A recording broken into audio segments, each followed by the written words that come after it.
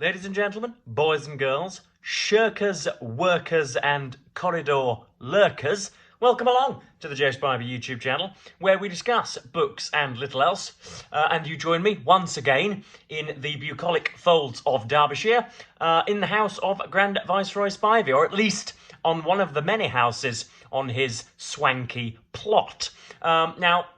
I must say, first of all, that I feel rather like Cillian Murphy in the, 2003, 2004 hit film 28 Days Later, when he awakes from a coma to find himself alone on the earth. I know that I was expecting Grand Viceroy not to be in this morning. He is, of course, attending to his steel mill, but the partner, the long-suffering partner of Grand Viceroy Spivey, I did expect to be doing work in her bedroom. I did expect her to be working from home, and yet there she does not exist. And so I am entirely alone. I have not spoken to a single human being yet, and I expect it to be similarly empty on Tower Bridge. So yeah, if there has been a maddening virus let loose on humanity, then I'm possibly the last one here. Let us hope at least that there is a wide-hipped Moroccan somewhere looking to multiply. But yes, it's been a good while since we last spoke again, hasn't it? It's been wretched weather here in the United Kingdom. It has been severely autumnal, reliably autumnal. Yeah, we've had rain, and then afterwards some more rain. We've had power cuts, but I have become strangely concerned with the levels of moisture in the ground. Very many of our waterfalls, very many of our dikes, not to be confused, of course, with female homosexuals, but our proper dikes have been very, very dry recently. So it's nice to have some of the heavenly drink put upon them. But yes.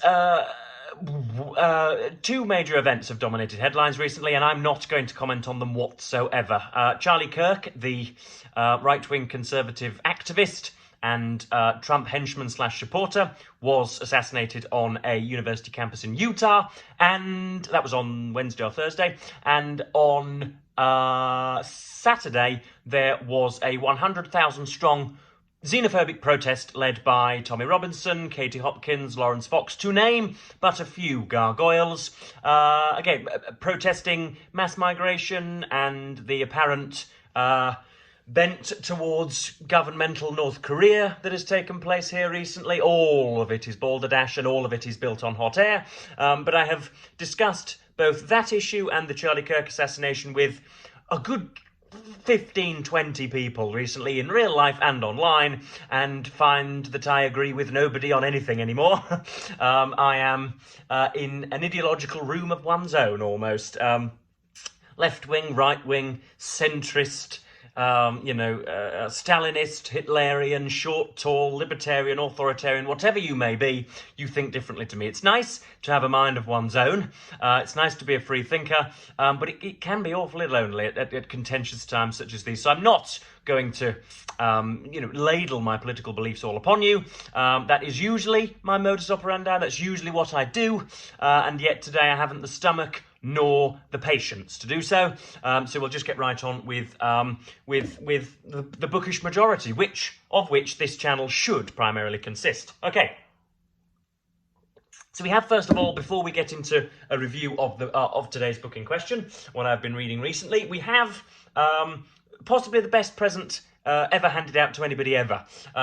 We have, it came unsolicited, but it is from Father. It comes as a startling quintet of Woodhousean chicanery. Had Stephen / Grand Viceroy Spivey, as he is known on this channel, had he made sure that a second duplicate heart was grown for me in a laboratory in St Bartholomew's Hospital in London, he could not have given me a more important present. We have the P.G. Wodehouse Jeeves Omnibus 1 to 5. There it is in all of its colourful glory, and we'll go through them one by one. The first two include novels which I think I've read before, but nonetheless they will be still carted back to Kingston upon Hull for a revisit. So we have, first of all, what should we call that? The sky blue edition. There is the Gentleman's Gentleman, and there is the the idiotic wastrel Bertram Wooster. So we have, in this first one, we have Thank You, Jeeves, The Code of the Woosters, and The Inimitable Jeeves. I think I've definitely read The Code of the Woosters, and I think I've read Thank You, Jeeves, and I think I've read The Inimitable too. But what has been excellent also is that a few of them have come with their own little upper middle class bookmark. Look at that. Queen Mary Cunard. Legendary, elegant, and memorable. What a set of 3 adjectives they are. So there we go. That's the first one. Next up, they are of course very, very, very photogenic. And then we have so I should imagine. Are they? I'm struggling to imagine what's being altered on the front covers. Maybe it's just variation. I don't know. Then we have number 2, which is Right Ho Jeeves, which is probably my favourite. Joy in the Morning, and then Carry On Jeeves. There we are. Do we have a bookmark in this one? I better show you just how well spaced out it all is. You know me, I am an annotator, most foul and most mad, and so I like a good grip on a book, as it were, and there is copious margin for me to scrawl. So that's volume 2. Number 3. None of which I have read, and so therefore I shall be starting on 3 and then going through to 4 and through to 5. We have The Mating Season, Ring for Jeeves, and Very Good Jeeves. There it is in cool mint. Do we have a bookmark in this one? I think there were 2 bookmarks, but no, there we go. So there's another various cover, and then we have a slimmer edition, but no less entertaining. I'm sure we have late October Orange on the front there. That's Jeeves and the Feudal Spirit. I've never heard of that one before. Stiff Upper Lip Jeeves and Jeeves in the Offing. There we go. And then we have in Advertiser's Yellow, we have number 5, Much Obliged Jeeves, Ants Aren't Gentlemen, Extricating Young Gussie, Jeeves Makes an Omelette, and Jeeves and the Greasy Bird. Again, much thinner, but as I say, no less worthy. So there we go. That is... those are 5 presents. As to just how I'm going to get those home, I do not know. The Grand Viceroy will not offer me his postilion coach, and so I'm going to have to use Northern Rail. But that's all right.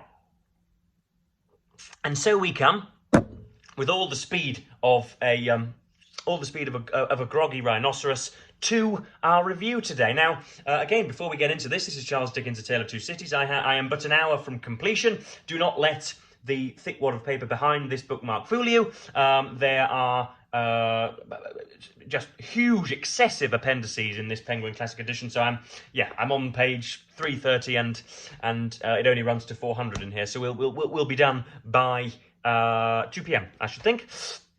But before we get to this, I've seen some decent commentary on the book review as a genre on BookTube. It is widely known that book reviews do not do as well, and so if you are hunting numbers, then that might not be your best choice week to week, and yet it is possibly how my videos are best characterised. Of course, I do sort of Ray Cooney-esque ridiculous compilations every now and then where I act like the typical 15 or 16-year-old.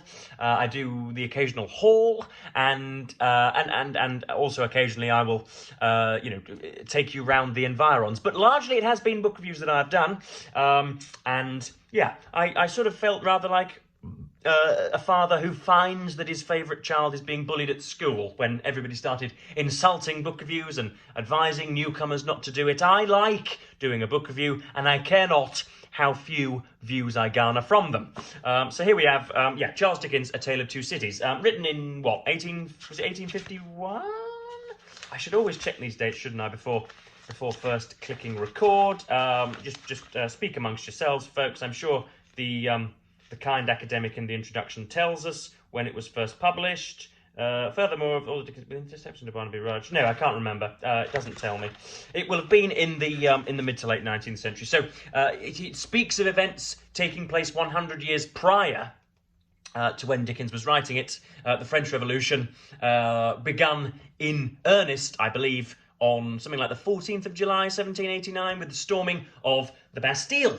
But we are not we're not thrust straight into the revolutionary fervour. First of all, we begin life with the Defarges in France, who we soon learn are going to be key fomentors of such revolutions.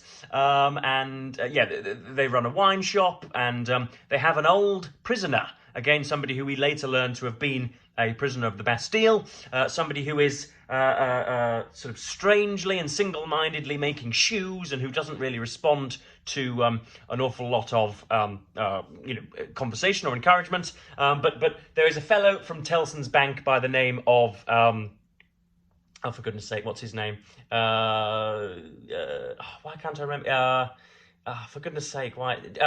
Jerry? No, it's not going to come to me. That's acutely embarrassing, isn't it? Why can't I remember the main Tellson's Bank clerk's name? Oh, for heaven's sake, he's a key character, and yet he has fallen almost entirely out of my mind. Why does this always happen? I sound airheaded and not very attentive. What's the sod's name? Well, I'm not going to end the recording here because I am proud with what I have already said. So anyway, there is a London bank clerk, and his name will come to me. It's either Jerry or Mr. Lorry. Is it Jarvis Lorry? That's his name, Mr. Jarvis Lorry. Goodness me, there we are. He comes across to Paris, and he has in his company a small girl by the name of Lucy, and she recognises the mad shoemaker to be her father. And then immediately upon, kissing him on the cheek, he becomes a little more sane. They take him back to England, and they live, for a while, happy and contented lives. We are also introduced, almost in the same chapter, to a pair of lawyers, Mr. Stryver, and because Dickens is obsessed with nominative determinism, Stryver is, of course, the one who gets on in life better and is better respected by his colleagues and all the rest of it. And then you have a Sidney Carton, who is a sort of good-looking, very prepossessing, but sort of dissolute, irresolute, promising, but bibulous young lawyer, very, very impressive in the courtroom, but was never somebody who topped his class. And Stryver and Carton are in the court, and they are freeing a man who we come to learn to be named Charles Darnay, who is, again, we come to learn, a French aristocrat. He is the nephew of millions, I think would be the phrase.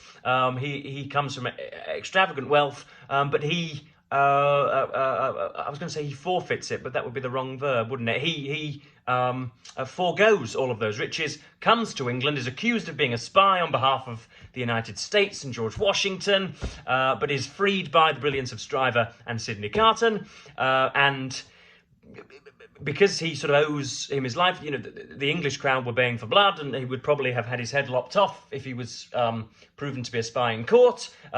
Darnay and Carton and Stryver and Lucy and the Dr. Manette, all they don't live in the same house, but they are, frequent guests in one another's properties, and they become very, very close. Carton is not an emotional individual, and yet 1/3 to 1/2 of the way through, Carton opens his heart to Lucy Manette and says, "I know very well that." I'll read the section out because it's beautiful. But he says, "I know that I'll probably never have your hand, but I would just like you to know that I have been so depressed for so long, and at last you, dear lady, dear French woman, are the lady to you were the one to have brought me out of the abyss," which is a nice section. And then we have the revolution, and the Dr. Manette, the old withering, greying man, very redolent of one or two creators on this glorious platform. He has a strange prestige amongst the revolutionaries, because he was locked up in the Bastille, and those who have been put under the boot of the French aristocracy are mythologized in the new regime, and so he does his fair share of freeing as well. But yeah, that's probably just about all that I will give you. Charles Darnay ends up marrying Lucy Manette, and the Defarges are much less honourable and much more venomous than we are at first led to believe. But commentary, first of all, on Dickens as company and as author in here. Again, it has been one of the cornerstones of the Joe Spivey YouTube channel to hate Dickens. We are Dickenophobes. That's an awful appellation, but I'll rework it in the background. We are against Mr. Dickens primarily. We haven't read a great deal of him, but what I have read has been disappointing. And yet this is a reread from 5 or 6 years ago. It thrilled me then, and it thrilled me now. There is an underlying seriousness to this. It's still overly jocose, and it still has sort of overinflated and overinflamed analogies, and comparing the heart to butter and all the rest of it. Dickens. It's so I don't know. It's so. I don't know. Dickens makes it very, very obvious that he's sitting there with a pen, but that is less so in here. There is, as I say, a seriousness to it. There's social commentary sort of thrown in around the edges, and it's not unenjoyable, to use a tiresome double negative. But yeah, there are real passages of beauty in here, and the revolution is quite often described, as rather aqueous, and the depictions of the crowd and the mindlessness of the mob are very, very touching and very, very influential. And I was here with my chosen pencil, and I have shortened it considerably with all of my etching. So there we go. So we have 4 or 5 sections to read out, and hopefully I can convey some of my thoughts to you.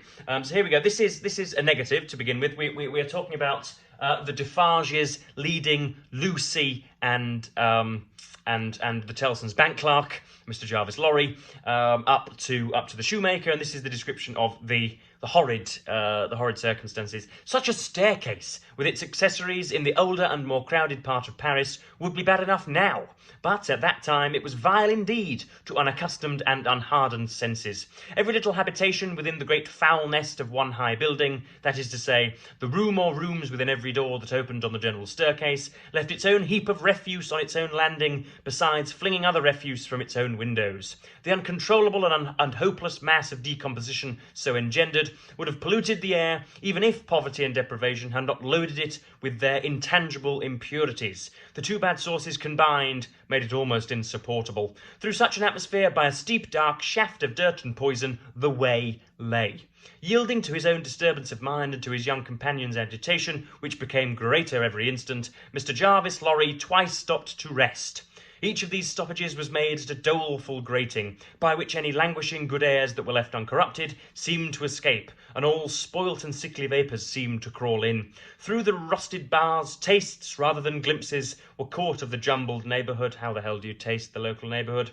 And nothing within range, nearer or lower, than the summits of the 2 great towers of Notre Dame had any promise on it of healthy life or wholesome aspirations. There you see Dickens is trying too hard there. It's far too consciously written. It's far too much of an artifice. But here we have next up the rest of the passages that quoted will be positive ones. So we have first Sidney Carton and his situation. Though he is a promising lawyer, he doesn't really see the benefit in his profession, and he's not a happy man, simply put.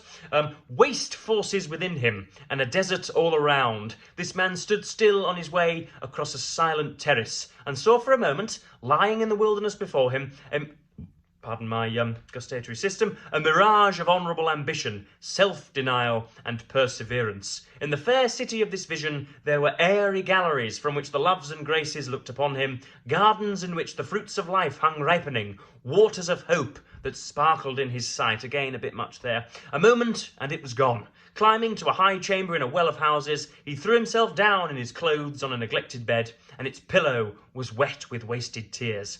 Sadly, the sun rose, and it rose upon no sadder sight than the man of good abilities and good emotions, incapable of their directed exercise, incapable of his own help and his own happiness, sensible of the blight on him, and resigning himself to let it eat him away. So that's Sidney Carton there, who cannot, for the life of him, become more inspired. But here we go. This is where he opens up. This is where he tells Lucy Manette that she is a much more considerable figure in his eyes than she is aware. This is pretty beautiful stuff, folks. So if you do have tissues handy, then now would be the time to grab them. To no one, no, Miss Manette, to none. This is talking about his secret will never be disclosed. If you will hear me through a very little more, all you can ever do for me is done. I wish you to know that you have been the last dream of my soul. In my degradation, I have not been so degraded, but that the sight of you with your father, and of this home made such a home by you, has stared old shadows that I thought had died out of me. Since I knew you, I have been troubled by a remorse that I thought would never reproach me again. A reproachful remorse. How about that for a turn of phrase? And have heard whispers from old voices impelling me upward that I thought were silent forever. I have had unformed ideas of striving afresh, beginning anew, shaking off sloth and sensuality, and fighting out the abandoned fight. A dream, all a dream, that ends in nothing and leaves the sleeper where he lay down. But I wish you to know that you inspired it. Now that's pretty good, isn't it? If the next time I am in a car park, having been slapped by a wronged woman in the rain, I hope at least to give her that as my excuse. Next up we have the crowd, as it is denoted, and how it is described. You can see that many authors have spoken about a throb or a pang or how a book comes to them, and I have read a Dickens biography. I can't quite remember how A Tale of Two Cities came to his mind or his consciousnness, or how he took the decision to write about it. But you sense from the passages in Paris, from the Parisian passages of flailing arms and locked heads and waving standards, that it was those moments that inspired Dickens or forced Dickens to his desk. Who gave them out? This is about weapons. Who gave them out? Whence they last came? Where they began? Through what agency they crookedly quivered and jerked, scores at a time over the heads of the crowd, like a kind of lightning. I don't think it was like a kind of lightning, was it, Charles? No eye in the throng could have told. But muskets were being distributed. So were cartridges, powder. Here comes the itchy listing of Dickens. So were cartridges, powder and ball, bars of iron and wood, knives, axes, pikes, every weapon that distracted ingenuity could discover or devise. People who could lay hold of nothing else set themselves with bleeding hands to force stones and bricks out of their places in walls. Every pulse and heart in Saint-Antoine, that's how I'm going to pronounce it, was on high fever strain and at a high fever heat. Every living creature there held life as of no account and was demented with a passionate readiness to sacrifice it. And you hear all the time about how the values of the collective are being used. The values of the individual are being usurped on the behalf of the collective, and how group identities and the 21st century scourge of identity politics is reaching its bloodful conclusion. For those of you playing Joe Spivey Verbal Bingo today, bloodful is worth a good 10 points, around 10 points. And lastly, the last phrase that we will, the last page that we will read out is about the shrinking and dilation of time that Dickens talks about. He gets again rather serious here. He's not Mr. Micawber strumming his fingers on his belly. It's not Ebenezer Scrooge sawing over his childhood snowscape. It's proper, serious, authorial stuff. This is what writers must do. They must, they must hand you a gorgeous phrase or a gorgeous thought, and that's what, for once, Dickens does in this book. There was no pause, no pity, no peace, no interval of relenting rest, no measurement of time. Though days and nights circled as regularly as when time was young, and the evening and the morning were the first day, other count of time there was none. Hold of it was lost in the raging fever of a nation, as it is in the fever of one patient. Now, breaking the unnatural silence of a whole city, the executioner showed the people the head of the king, Louis XVI, and now it seemed almost in the same breath the head of his fair wife, which had had 8 weary months of imprisoned widowhood and misery, to turn it grey.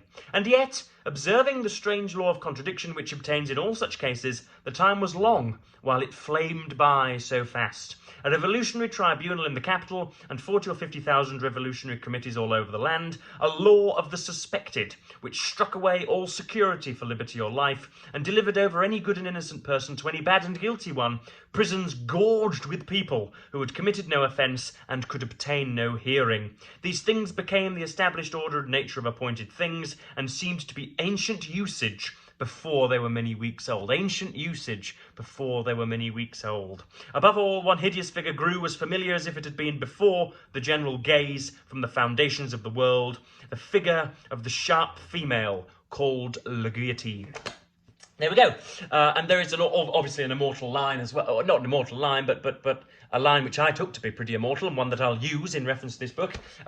When one of the Manette's housemaid, Miss Pross, when they come back to France, when Charles Dickens is imprisoned for the 28th time, Miss Pross is about to walk into the streets, but she wants first to ask the doctor a question, and she says, she said, "Now, can I ask you a question, Dr. Manette?" And the doctor said, "I don't think this is much of a liberty. Go ahead, you can ask me anything more. It is not a liberty at all." Oh, and then she replies and says, "I think we've had just about enough of liberty round here, don't you?" Meaning liberty has now become a byword for anything but. So there we go. That's my video for today. Would you believe it? It has been cloudy the week over, and for the 15, 25 minutes in which I have been prevaricating on the internet, the sun came to blind me there. I don't know whether you spotted it, but like every decent performer, every decent presenter, I ploughed on. So there we go. That's me for today. I hope I said nothing disagreeable or actionable. I am from here going on to All Consuming, and will hopefully write about it for Open Letters Review. So yes, I will clap my hands and say thank you ever so much for watching BookTube, and I, as per usual, will bid you the fondest of earthly farewells.